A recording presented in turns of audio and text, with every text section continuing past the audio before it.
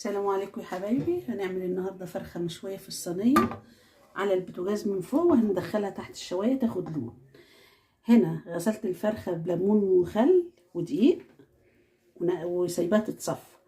هنا حطيت في الخلاط بصلايه وطماطمايه ومعلقه عسل وليمونه وشويه خل والتوابل، كل التوابل اللي انتوا تحبوها بقى، وفصين توم.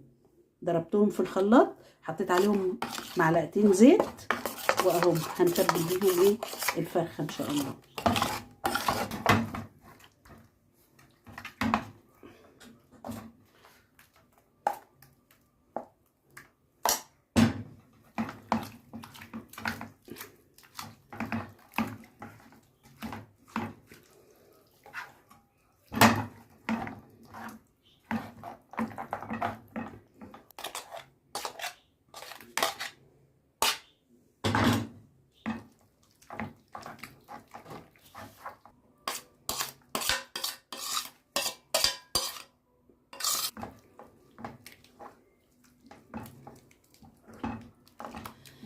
هنسيبها بقى كده في الصينيه ساعة ساعتين. عاملاها من بالليل ماشي، عاملاها من الصبح وتعمليها على الظهر للغدا ماشي.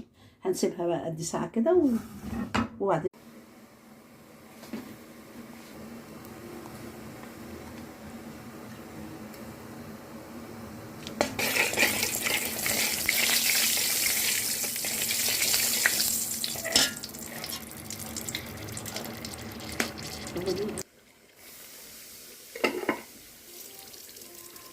المعلقة.